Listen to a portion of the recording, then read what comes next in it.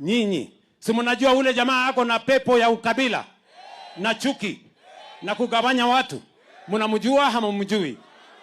Ule jamaa wa pepo si anazunguka kwenye makanisa, kwenye mazishi, kwenye barabara, ati anatuongelesha.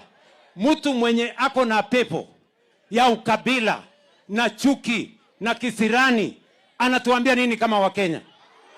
Mtu ambaye ameenda kwa kitanda ya ndugu yake ambaye alikuwa anakufa, anaenda kumanipulate will ya ndugu yake ili awanyang'anye wajane na mayatima mali yao. Mtu ambaye ameenda akatia mimba mtoto mwenye yako umri ya mtoto yake, alafu akachukua huyo mtoto akamuua, anatuambia nini?